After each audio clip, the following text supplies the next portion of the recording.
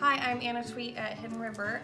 This is an idea that Jenny Nelson really encouraged me to try, and now we've kind of gone back and forth on how we're using it. But to start, she had us number all of our tables, and then with each number we also used colored dots that we eventually are using for grouping kids. But it's mostly all for management and organizing with Chromebooks and calculators. It makes it easy for collecting things like writer's journals.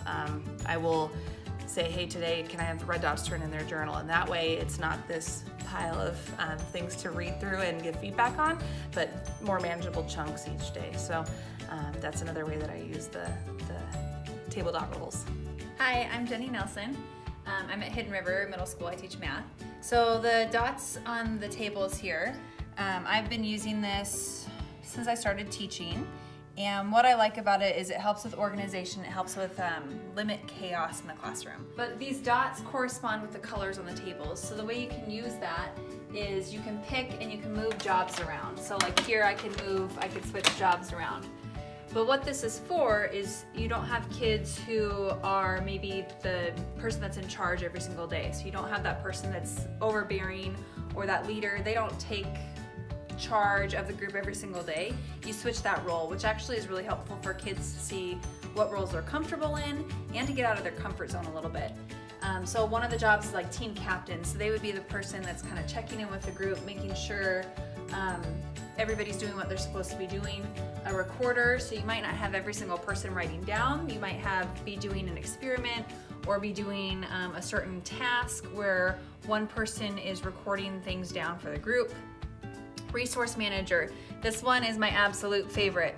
So with that, you can have one color at your table, have that person get the rulers for the whole table, have that person get the whiteboards for the whole table.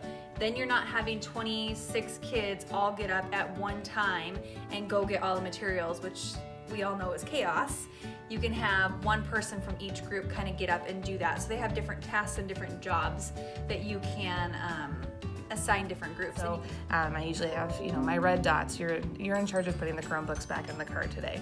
Or blue dots, your job is to make sure all of the components are back in the SAM labs. And that's their group's ticket out. So not only do they have to make sure all the materials are accounted for at the beginning and end of class, but then they also help their team to clean up the area, chairs get pushed in, and then off they go. So what I do with this is all my kids, the beginning of the school year, have a number, and that tells them their calculator number and their Chromebook number. And then I either have them write their name down or I'll write their name down next to their number, and I save this all year so that I know who has what Chromebook and what calculator. And that way at the end of a period, if we're missing one, I know exactly who to ask, and I always have all my Chromebooks and calculators. It gives students who may not always feel like they have a strong role in contributing to the environment. It gives them something that they're responsible for. So it does allow even some of my quietest students to play a role and to have a part in how the community functions.